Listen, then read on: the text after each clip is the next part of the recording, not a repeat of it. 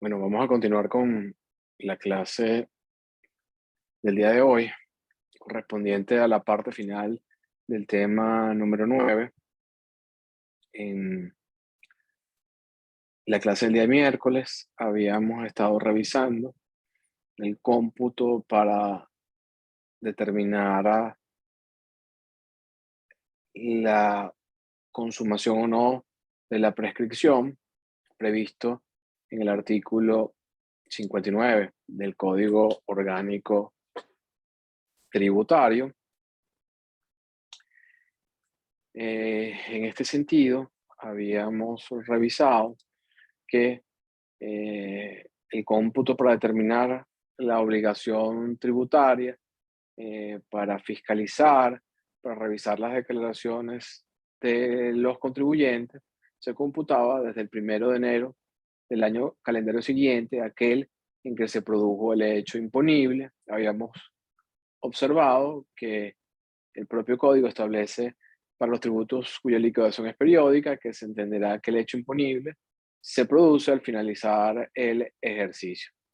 Habíamos observado que esta fórmula que prevé el Código Orgánico Tributario para la determinación del cómputo de la prescripción, que lo vincula al 1 del año siguiente, aquel que se produjo el hecho imponible, tenía como consecuencia práctica, como efecto inmediato, la circunstancia que la prescripción fuese mayor a 6 o 10 años, según fuera el caso, pues hay un diferimiento de la oportunidad o del momento para el cómputo de la prescripción.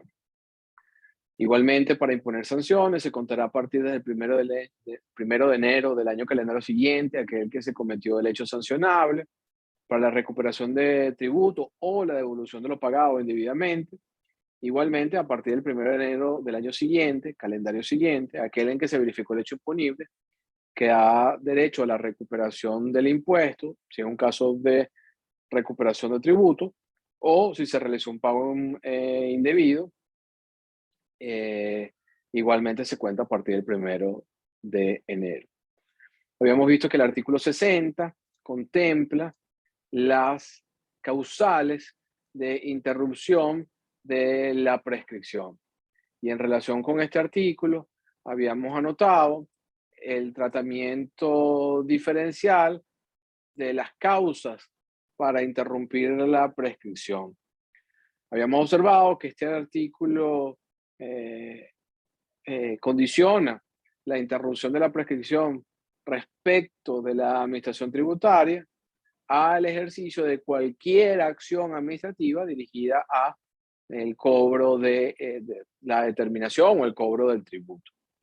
Fíjense que les observaba en la clase anterior que esta acción de la administración no tendría que ser necesariamente dirigida o enmarcada en un proceso de fiscalización. Bastaría cualquier actuación administrativa dirigida a efectuar un cobro de requerimientos, una información o una citación, sin que necesariamente esto se enmarque en un proceso de fiscalización para que se entienda interrumpida la prescripción.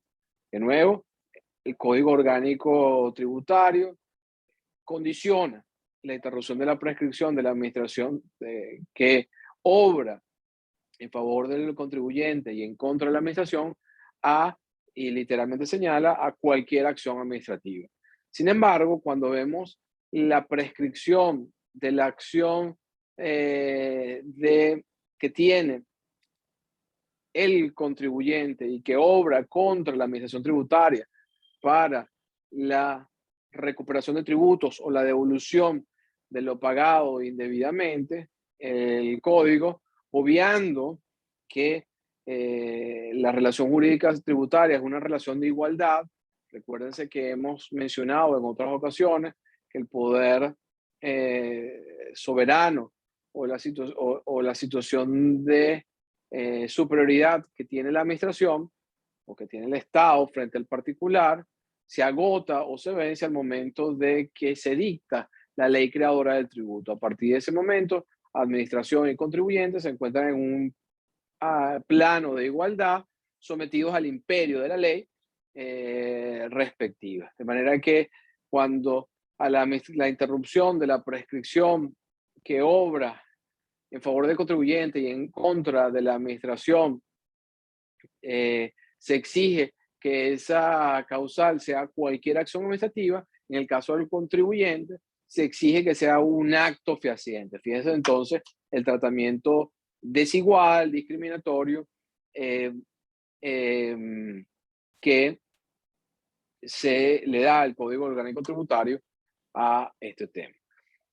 Habíamos visto igualmente que la interrupción de la prescripción tiene como consecuencia inmediata que el lapso ganado de prescripción se borra, desaparece, se enerva. Es decir, interrumpida la prescripción, el cómputo se renueva a los fines de completar el lapso prescriptivo. Lo contrario ocurre con la suspensión de la prescripción, donde no es que se borra la prescripción ganada, se anula, desaparece esa prescripción ganada, simplemente el cómputo se detiene mientras se mantiene el evento suspensivo. Una vez que desaparece ese evento suspensivo, la prescripción entonces continúa su lapso inexorable, eh, contándose el tiempo transcurrido con anterioridad a la verificación del evento suspensivo. En este sentido, el artículo 61 del Código Orgánico Tributario establece cuáles son las causas de la, em, em, de la suspensión. Señala el Código Orgánico Tributario que se suspende la prescripción por la interposición de peticiones o recursos administrativos o judiciales hasta 60 días después que se adopte la resolución definitiva sobre los mismos. Vale la pena mencionar que en el caso de los recursos administrativos, la resolución definitiva puede ser tácita o expresa. De manera que este es el régimen previsto en relación con la suspensión. El próximo tema que nos compete para completar el tema número 9 tiene que ver con los intereses moratorios. El régimen de los intereses moratorios se encuentra previsto en los artículos 66 y siguientes del Código Orgánico Tributario. En este sentido, el régimen de intereses moratorios previsto en el Código Orgánico Tributario tiene una función típicamente resarcitoria. Significan la liquidación del daño sufrido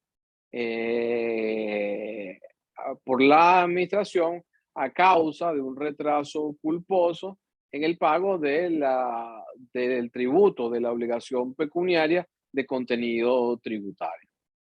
Es decir, la demora, el retraso en que incurre el contribuyente, le impide a la administración poder emplear, usar, disponer de esas cantidades que legítimamente le corresponde.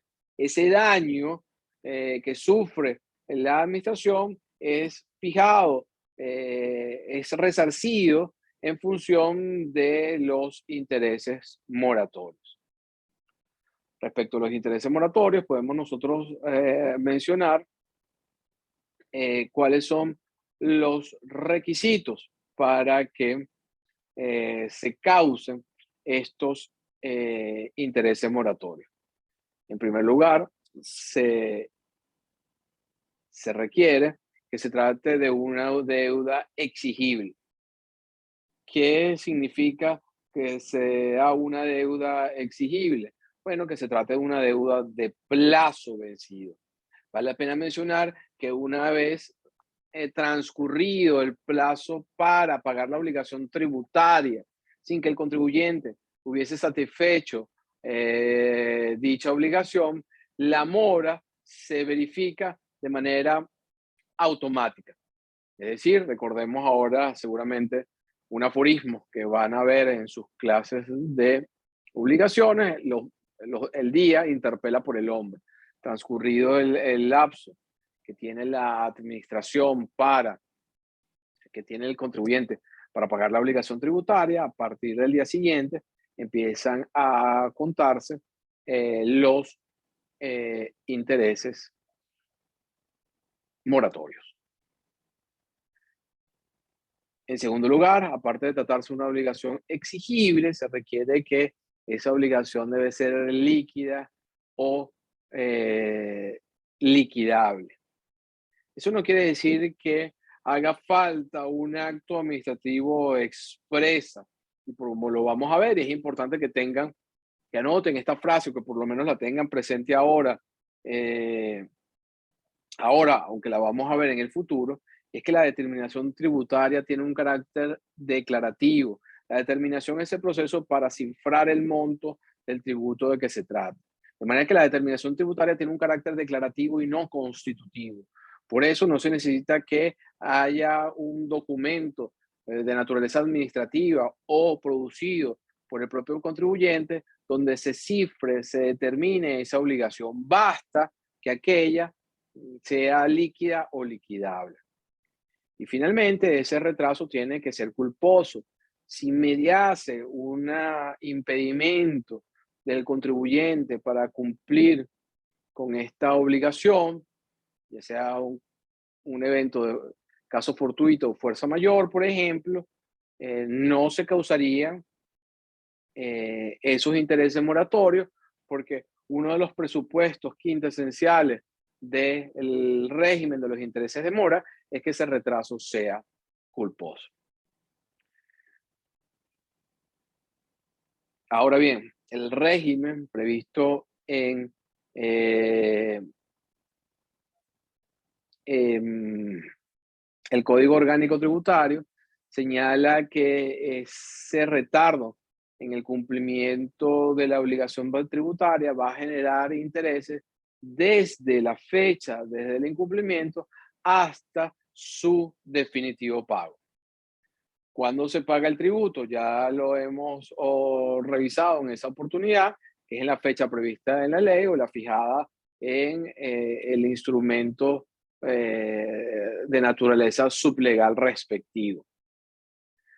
Algo muy importante y que fue una de las modificaciones que se introdujo en la reforma del Código Orgánico Tributario del año 2001 es que los intereses moratorios se causan, se acumulan incluso cuando el acto administrativo sus efectos hayan sido suspendidos en virtud de una medida cautelar dictada por la administración, cosa que rara vez ocurre, o por un tribunal de lo contencioso administrativo, en la práctica, que rara vez suspende los efectos del acto administrativo.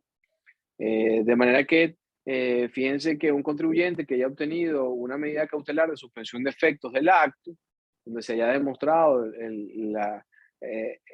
la presunción de buen derecho o el perjuicio que puede causar su ejecución, obteniendo el recurrente una suspensión de los efectos de dicho acto administrativo, mientras se resuelve el fondo de la controversia, el tiempo que tome la tramitación del recurso de que se trate, durante todo ese tiempo, igual se van a causar intereses moratorios, lo cual en la práctica representa un perjuicio para el contribuyente, quien en el ejercicio de su derecho constitucional a impugnar este acto administrativo debe soportar un costo adicional a pesar de que los efectos de ese acto administrativo estén suspendidos.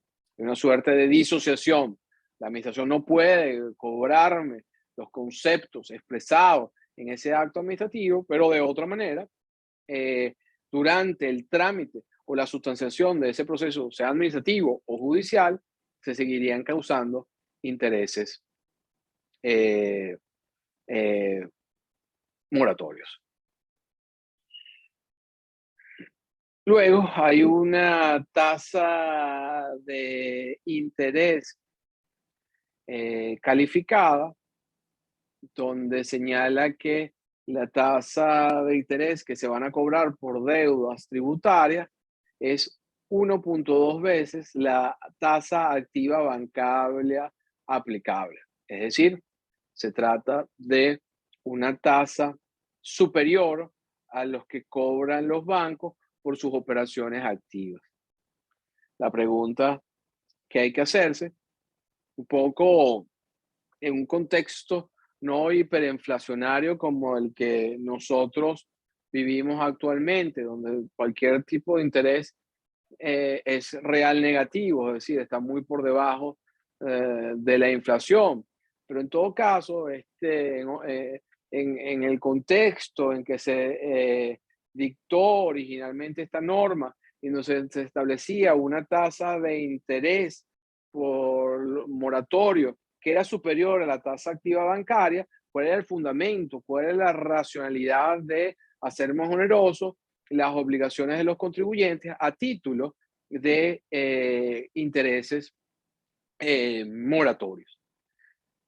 En este sentido, algunas personas en la doctrina han considerado que esta disposición, donde señala que el interés moratorio es 1.2 veces la tasa activa bancaria, constituye una sanción impropia.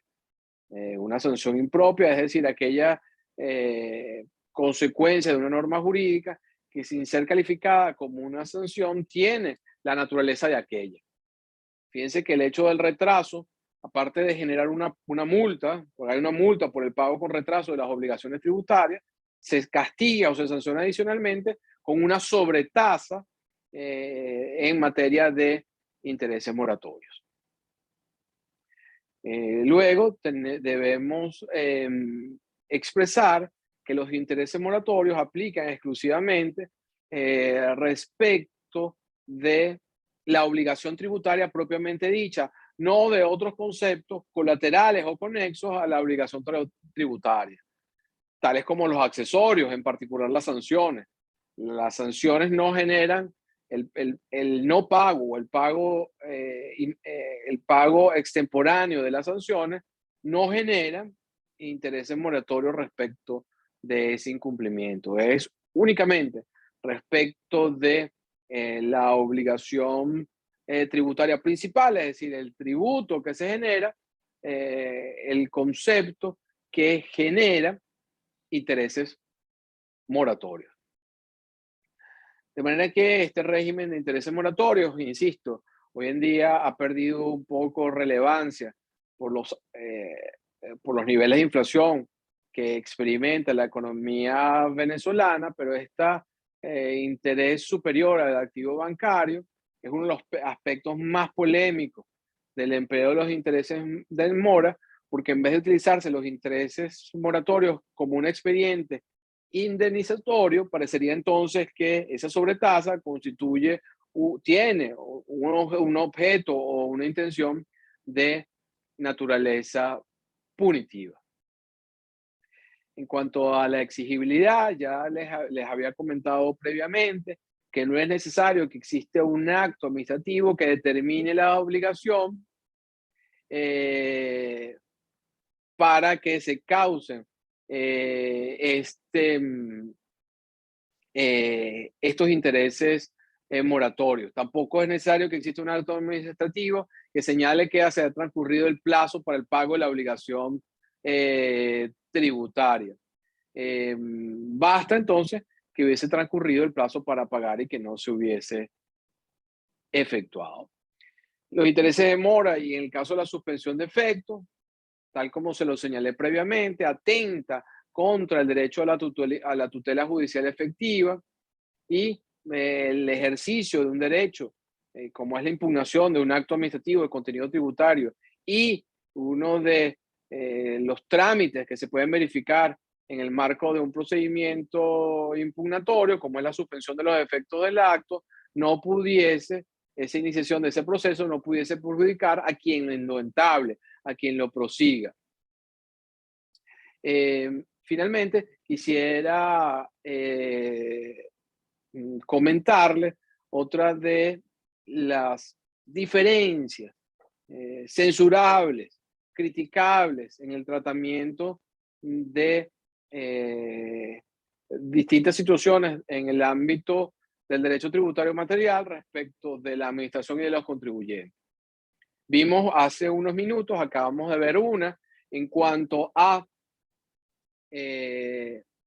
la prescripción. Vamos a ver ahora en cuanto a los intereses moratorios y su cómputo. Comparto con ustedes la pantalla para revisar el Código Orgánico Tributario.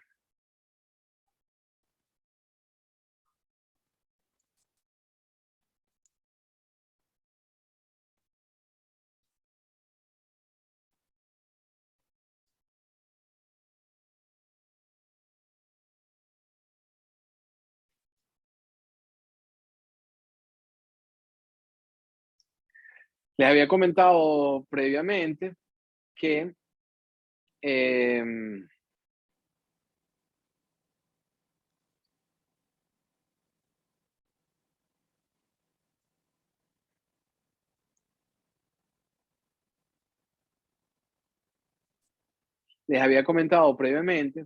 que los intereses de mora que obran en favor de la administración tributaria tenían como por supuesto la exigibilidad de la obligación, es decir, transcurrido el plazo para pagar la obligación y aquella no se hubiese satisfecho, a partir de ese mismo momento corrían intereses moratorios. Y habíamos dicho que en este caso el día interpelaba por el hombre. Vamos a ver ahora el caso de las deudas que tiene la administración con el contribuyente. Fíjense entonces el tratamiento que le da el Código Orgánico Tributario.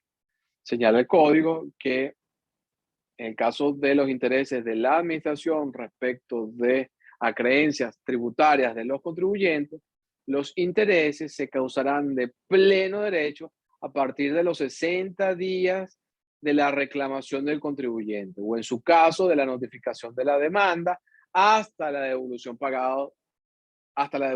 definitiva de lo pagado. Pues ustedes pueden advertir claramente entonces cómo eh, mientras los intereses en cabeza de la administración corren de pleno derecho, transcurrido el plazo, en el caso de las deudas de la administración con los contribuyentes, se requiere una reclamación formal del contribuyente. Pero además, no siendo suficiente esta reclamación formal, se requiere que transcurra 60 días luego de aquella para que entonces en ese momento se generen los intereses moratorios. Insisto, la relación jurídica tributaria es una relación de igualdad. Esta norma, así como la que vimos anteriormente en materia de la prescripción, constituye un tratamiento desigual, constituye un quiebre a esa relación de igualdad que existe en el marco del derecho tributario material. La superioridad o el poder de imperio soberano de la administración se agota con el acto de creación de los tributos. A partir de ahí, ambas partes deberían estar en la misma posición de igualdad. Con esto nosotros concluimos el tema número 9. Les había comentado en la clase de la semana pasada que el tema número 10 versaba sobre los derechos y obligaciones de la administración tributaria. Este tema constituye simplemente una relación, un inventario de lo que puede o no puede hacer la administración en ejercicio de sus funciones, por lo cual creo que a los fines poder quizás dedicarnos a temas mucho más sensibles, nosotros vamos a omitir este tema y vamos a avanzar directamente al tema número 11, que versa sobre el derecho tributario formal. Fíjense que con el tema número 9 se cierra lo vinculado al derecho tributario material, que tiene como eje central, como centro de gravedad, el hecho imponible y sus consecuencias, que es el pago de la obligación tributaria. Ese tema nos llevó a examinar luego la relación jurídica tributaria, sus componentes, su parte subjetiva, su parte objetiva. Ahora nos vamos a centrar en los aspectos formales, procedimentales o adjetivos vinculados a la determinación de la obligación tributaria.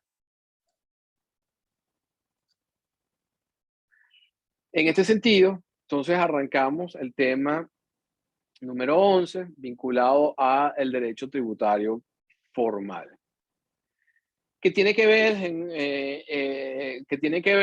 en esta primera parte de este tema con la determinación tributaria. De manera general, habría que entonces nosotros hacernos la pregunta: ¿qué es la determinación en términos generales? ¿A qué alude la determinación? Bueno, en términos generales, determinar no es otra cosa que establecer, individualizar, precisar, ver el alcance de algo, verificarlo, fijar algo, identificarlo, conocerlo. Ahora bien, cuando nosotros empleamos estos elementos en materia de determinación tributaria, tendríamos que decir que la determinación tributaria no es otra cosa que establecer la existencia o, y aquí es muy importante, inexistencia de la obligación tributaria. Vale la pena mencionarles que el Código Orgánico Tributario no tiene una definición de determinación tributaria. Sin embargo, el Código Orgánico Tributario del año 1994 tenía una definición que rescatamos o importamos a los fines de ilustrar esta categoría tributaria.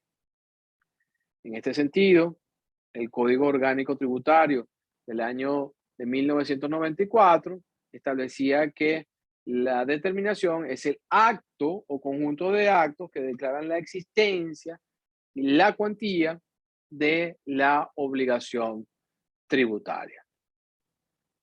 De este concepto, nosotros podemos extraer algunas líneas fundamentales. En primer lugar, puede ser una actuación singular en tributos o que no instantáneos o tributos que no son complejos. Por ejemplo, las tasas por los derechos de registro. Ustedes van a otorgar un documento en un registro y esa actuación genera el pago de una tasa en función del valor del inmueble, el monto de la gestión de que se trate. A ver, pero sin embargo, esa determinación también puede consistir en un conjunto de actos. En este caso, se trata de varias actuaciones que revelan de suyo la complejidad de las situaciones. En materia, para ilustrar este acerto, tendríamos, por ejemplo, podríamos mencionar el impuesto sobre la renta o el impuesto al valor agregado, donde esa determinación de la obligación pasa por vincular varias situaciones ocurridas durante el ejercicio fiscal para, en función de esa reunión de distintos elementos, determinar el monto de la obligación. Y lo hemos visto en otros casos, el ejercicio en materia del impuesto de las rentas de carácter anual, hay operaciones de venta o prestaciones de servicio o eventos que determinan un aumento del patrimonio durante todo el año. Igualmente, durante todo el año se verifican egresos a título de costos o gastos. Estos eventos verificados en distintas oportunidades durante el ejercicio fiscal se reúnen idealmente al final del ejercicio para establecer el monto de la obligación, en este caso título del impuesto sobre la renta.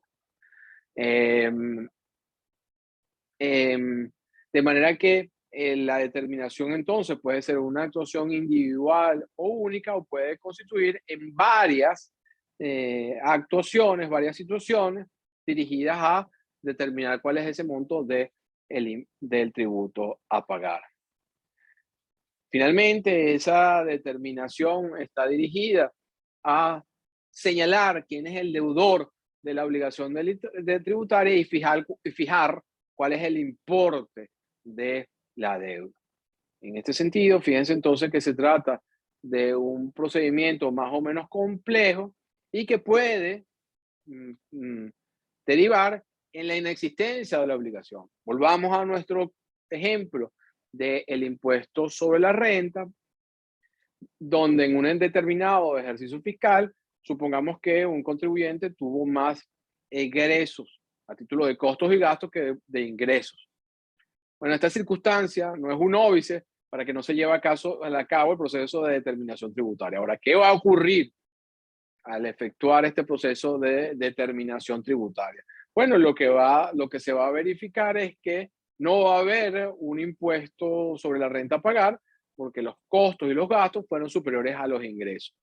Sin embargo, para poder llegar a esta aseveración, necesariamente hay que transitar todo el proceso de determinación tributaria, reunir esos eventos ocurridos en distintos momentos durante el ejercicio fiscal, reunirlos, cuantificarlos y en este caso ya no podremos atribuirle al contribuyente el carácter de deudor tributario porque este proceso de determinación lo que ha verificado es una inexistencia de la obligación tributaria. Debemos aquí hacer una breve distinción entre lo que es la determinación de la obligación tributaria y lo que es la liquidación de la obligación tributaria, porque puede prestarse a confusiones terminológicas.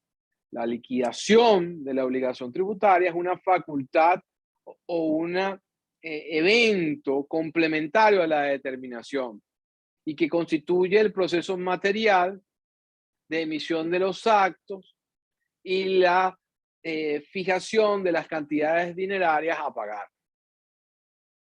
La liquidación entonces estaría representada al momento que el contribuyente envía la planilla de declaración que hoy en día se hace de manera electrónica al CENIAT y procede a dirigirse al banco a pagar las cantidades de dinero. Fíjense que se trata de un procedimiento más material, dirigido a la determinación de un monto específico que origina o bien la emisión de una planilla de pago o bien la obligación de acudir a una oficina receptora de fondos nacionales. Este proceso muy material es distinto a ese proceso previo dirigido a ver cuáles eventos fueron grabables, cuáles eventos no fueron grabables, en qué momento se dieron esos eventos para concluir en la existencia o inexistencia de una obligación tributaria. En consecuencia, la determinación y la liquidación son categorías tributarias distintas. La determinación es un proceso complejo dirigido a determinar la existencia o inexistencia de obligación tributaria. La liquidación son el conjunto de actuaciones dirigidas a poner en un documento o expresar en un documento el importe resultado, el importe numérico resultado de la determinación a los fines de su extinción, ya sea a través de medio de una planilla, ya sea a medio de un depósito bancario. De manera que hasta aquí llegamos la clase del día de hoy. En la clase del día miércoles vamos a continuar entonces con el recorrido a través del tema número 11, cifrado en el derecho tributario formal. Nos vemos entonces en la clase del día miércoles. Saludos a todos.